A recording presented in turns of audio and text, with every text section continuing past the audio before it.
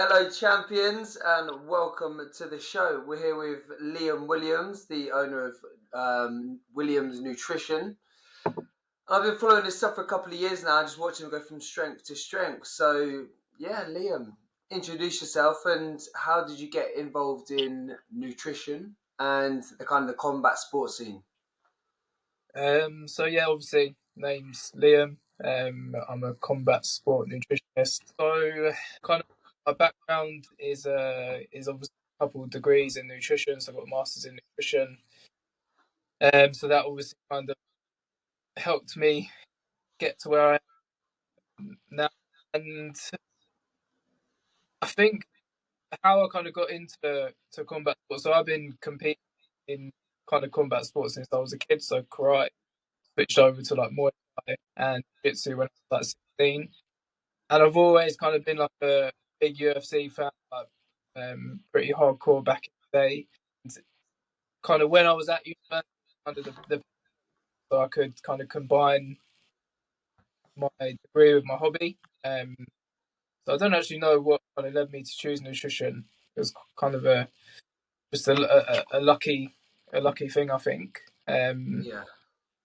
And yeah, so it's kind of just led me into combining the two together and just kind of going, just attacking, working with combat sport athletes, really. So what was that kind of transition, obviously, from, say, coming out of uni and then being like who was like the first combat sport athlete that you started working with? And how'd that come about? So I guess the switch was when I finished my undergrad. I was trying to look for a job in nutrition, but there's literally none. It's so hard to get as a nutritionist, and so then I was kind of like, I need to kind of do my own thing. So I did that for a year. Then I did my masters. But between that kind of year, I was kind of just working with local people from the gym that I was training doing jiu-jitsu with. So kind of like just white collar MMA shows, a few kind of MMA athletes, nothing too serious. A couple like white collar boxers as well. So kind of started with kind of built Yeah. my way to work with pros.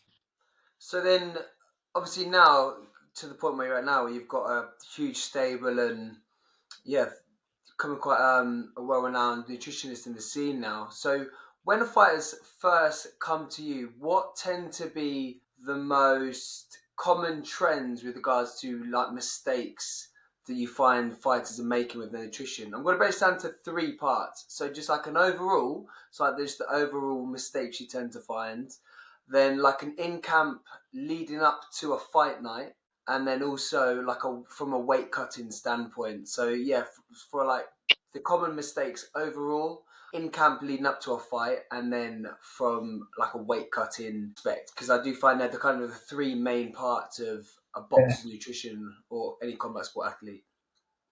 So I'd say overall, a lot of people just don't have a plan of what they're going to do when they're going to do it.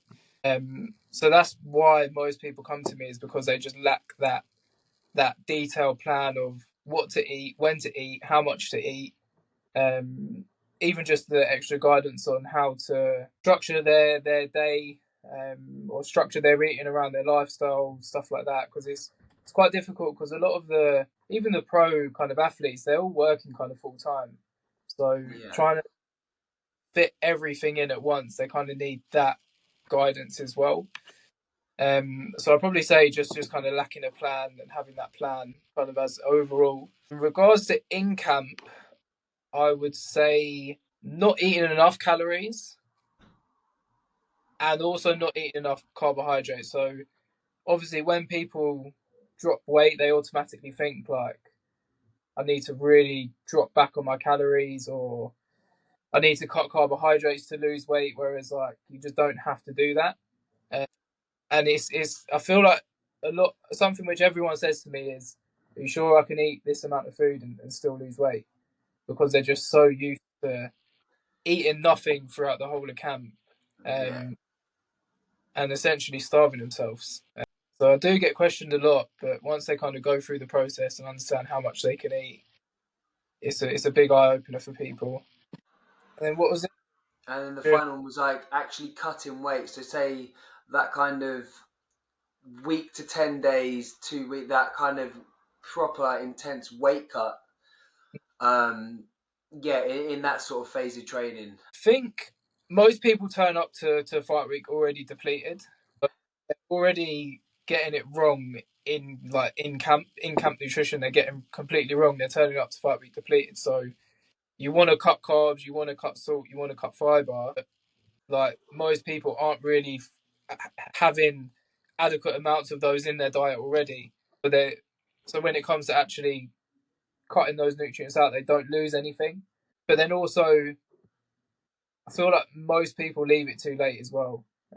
So they kind of just try and, especially for people day before weigh-ins, they just think that they can just lose it all in the sauna and they'll be good. Whereas like that's what you want to try and stay away from, is losing the majority of it in that sauna, and Yeah. just try most kind of through diet on fight week. And then if you need a sauna or a bath or something like that, then you can do it safely, do a safe amount. But I mean, yeah, I could go on forever with that, mate. I could go on forever. I bet. What I want you to do actually is just kind of unpick what you were just talking about there with regards to like carbs and fibers, things like that, because I guess a lot of people wouldn't understand necessarily the impact that those things. Well, I think a lot of people know about carbs, like cutting carbs out, it kind of flushes a lot of water, but then saying that about kind of fiber, salts, those things. So maybe, yeah, just give kind of a few little tips that people can start doing maybe in camp that can help with their weight cut.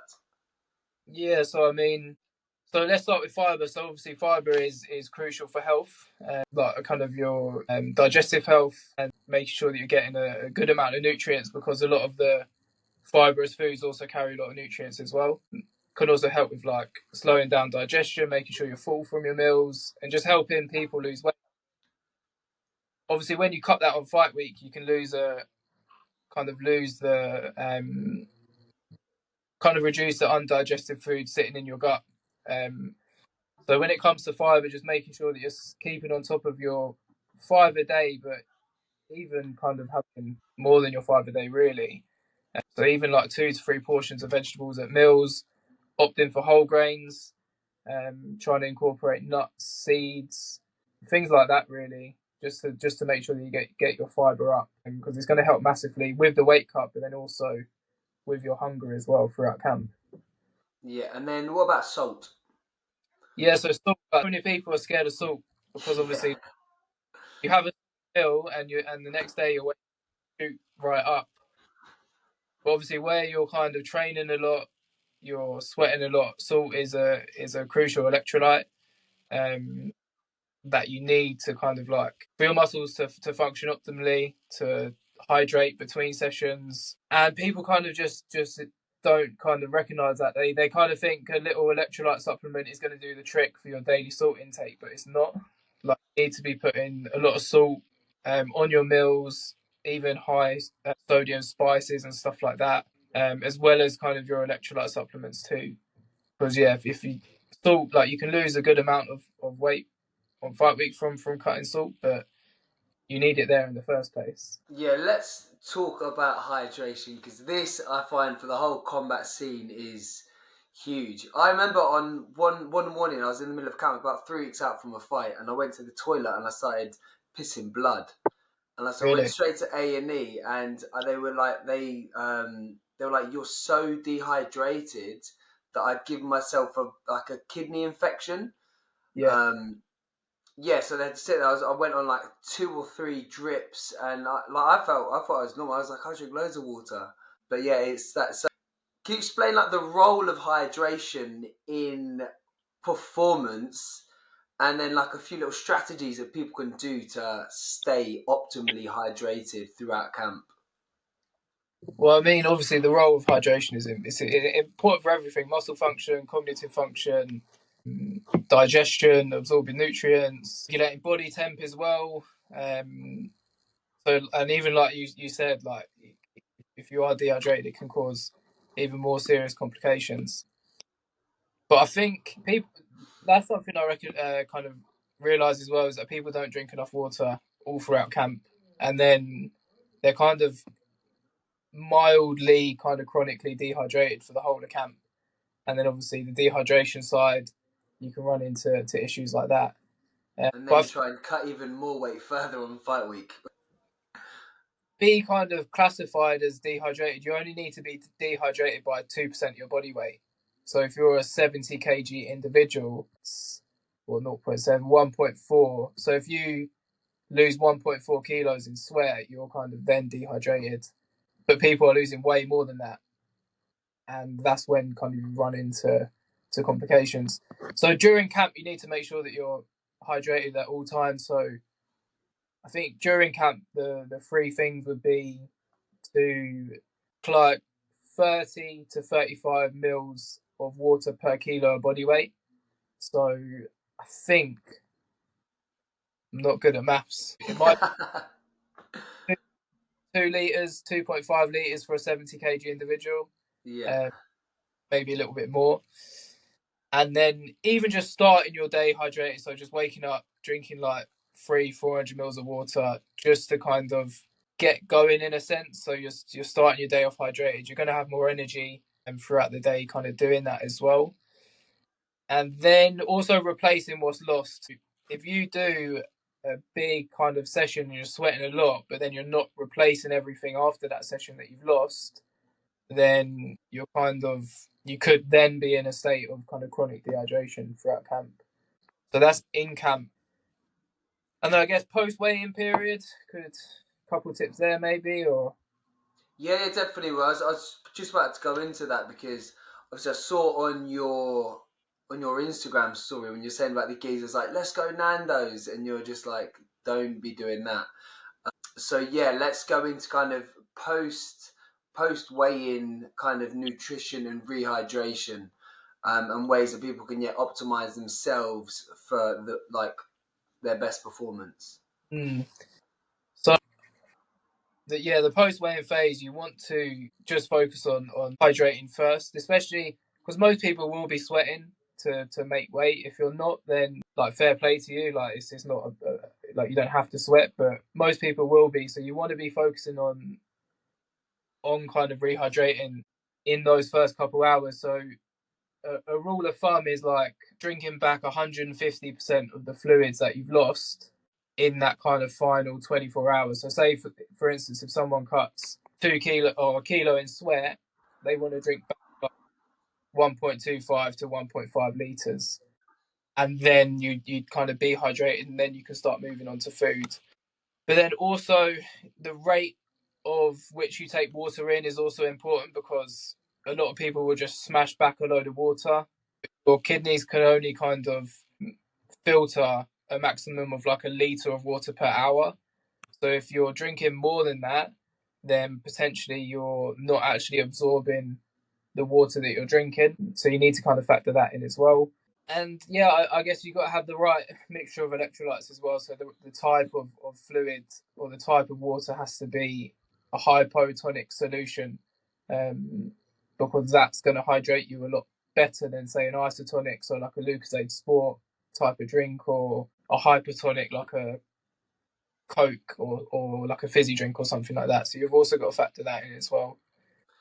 With your fighters, do you get them to take in like electrolyte supplements or certain types of salts? Do you get them to put that within their food, their waters and stuff, or do you just use like more like you say like different types of tonic drinks? So post weigh-in, I would get them to use kind of salt with some form of potassium, so like coconut water, and get that right kind of balance, that right mixture. But during kind of camp, I'm really big on like a food first approach. So I'll always go for adding salt onto meals, or can we get high sodium sauces in, or stuff like that, rather than people waste their money on electrolytes and stuff like that. So I'm big on like salting your meals and kind of drinking water with that. But electrolytes definitely do have their place, especially after like kind of big heavy sessions where you've kind of lost a lot through sweat. But definitely during that post weigh-in phase, like salting your meals, getting the right amount of sodium in those hydration drinks. Yeah, that's key. And what about from like a nutrition, primarily obviously like a carb perspective as well? So I guess you can start with like the total amount of carbs. So you want to aim for like I'm talking like if you got 24 hours or more to kind of get what you need back in. So you want to like 12 grams per kilo of body weight of carbs. So like a 70 kg individual, that's between what 700 to That's a 8. lot. Or It's a lot. it seems like a lot, but like the way you can do it's not. It doesn't actually seem like a Yeah, lot. Like, when I do, yeah, people tend to eat a lot more than what I actually give them, just because they feel like they can kind of get it in. And then I guess you're going to go timing. So timing a carbohydrate. So you want to aim for like 120 grams of carbs every like 2 hours, in kind of 2 hour blocks, just to give you enough time to kind of absorb and digest those carbs. And is that a specific type? Are you looking at more kind of complex there? Are you looking at simpler? Is it, yeah, how do you kind of structure that with regards to timing leading up to the actual fight? So yeah, obviously the type of carb is super important. So at first we want to focus on more kind of simple carbohydrates, but then also you want to break that down further into having a good combination of glucose and fructose in a rough ratio of 2 to 1. So 2 kind of glucose molecules or grams for every 1 fructose. So in practical sense, that would be like some jelly babies. So you've got your glucose there with some fructose, which could be like a fruit juice or something like that. Because combining those two together, or the rate at which you absorb those carbs will be a lot quicker. So that's what you kind of want to focus on in terms of the type of carbohydrates. And then kind of later on down the line, you can kind of focus on a little bit more complex carbs, more so on kind of fight day. Just to make sure that kind of the fighter's not hungry on fight day and just got that constant release of energy all Yeah. throughout fight day. Are you big on like caffeine supplements throughout like training and on fight night? Yeah, so I always mention it to people, caffeine, but it doesn't suit everyone. So some people can respond really well to caffeine and others can't, and it depends on the person definitely. Like me, for example, I can't do caffeine. Like I don't drink caffeine. It makes me tired. But for other people, like it would be absolutely fine. But for other people, it can cause anxiety on fight day, kind of give them the jitters and stuff like that. So it's one that you have to get the dose right, especially on fight day, because you don't want to run into any problems at all. Really, You don't need to run to the toilet after the second round. a shot of espresso, or it's a dangerous game. So how, just from like more of like an overall standpoint now, like how should a boxer's nutrition kind of change from say normal training, like out of camp training into camp, and then obviously in that run up to fight week? I know that does depend very much on how much weight they've got to lose, but kind of like generally with regards to say calorie intake and that sort of stuff. So it all depends on their kind of um, their energy expenditure for that day. So if they're still training, which most boxers should be doing in that off period, because you probably see it all the time, like people they kind of have a fight and then they disappear from the gym for months, and it's like Still Ricky Hassan, yeah, it's just running. oh, I can't do that. But nutritionally, like the principles pretty much remain the same. It's Yeah. probably like reducing energy intake if you're not training as intense as you were or as frequently, and probably just dropping the carbohydrates a little bit, but protein and fat should remain relatively stable. If you're not in a weight loss phase, protein could maybe be dropped a little bit to give you some maybe more room for that kind of drop in calories, and from the reduced kind of energy expenditure. And then so it's just a little bit more flexible, I'd say, out of camp. Like you can maybe enjoy yourself a little bit more as well. It doesn't have to be strict and rigid. When you come into camp, then with your clients and your athletes, do you go on kind of like a week by week basis as things are going? Obviously, it depends on how the weeks change, or do you do it more like a day by day basis with regards to have they got like a high training load that day, have they got like a medium load, and so would you alter sort of calories and macros that way, or do you look at it from more of like a macro scale, like over the course of the week? But it depends on the person, because if someone's got loads of weight to lose, then it's like you haven't got a lot of calories to play around with. So like the high and low training days, it's harder to do because like they just don't have a lot of calories to play around with. They might be absolutely starving and really underfueled on that rest day. But if someone's got not a lot of weight to lose, then definitely like you can play around with the high, low, medium kind of training days, which is something that I think is important, because you need to kind of fuel for the weight required. Otherwise, like you're not going to give someone a load of carbs on a rest day when necessarily they probably need it for that kind of sparring day or a heavier training day, essentially. Yeah, of course. So, if there was one piece of advice, say this is one of your biggest, I don't know, like stresses or gripes that you've had with a lot of the athletes and that you've worked with, if there's one thing you say, just do this or just do more of something, anything with regards to, say, nutrition, hydration, anything along those lines, what would be that kind of biggest piece of advice that you would give that you feel would have the biggest impact on them and their performance? So I'm probably a little bit biased, but just get a nutritionist, like, Yeah. because and if you're gonna get a nutritionist, don't just wait until the last minute when you're like 2 weeks away from your fight. You've absolutely, I don't want to swear, but like No, you can swear, mate. We're all adults here.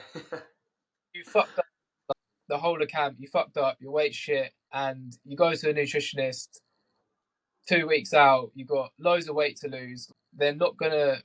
We're not magicians. Like we can't just all of a sudden get you on weight. Like let's just get one like at least 6, 7, 8 weeks out from a fight. Yeah, don't just leave it to the last minute to get on top of your weight, essentially. It's I think on that from that sort of kind of standpoint, it's the same as anything. Even like a conditioning coach is the longer and the more time you spend with someone, the more data you have on them, the more you know their body, how they respond to things. So the bigger the impact that you can have with them, because I guess data is kind of everything in that. So if anyone is thinking about that, just take that in mind. Where can people find out more about you? Where's the best place for them to kind of get in touch? Just Instagram, really. So at Williams Nutrition, post daily content on my stories, loads of useful tips, and that's pretty much where you'd find me. And he's also got a fantastic hydration guide, which honestly I think every single combat sport athlete needs to have a look at. So make sure you head over to his Instagram and pick that up. But mate, thank you very much for coming. Yeah, if there's anything you'd like to say or give to the people before you leave. No, I'm all good, all good. Sam, well, thank you very much for your time, mate. Appreciate it. That's fine.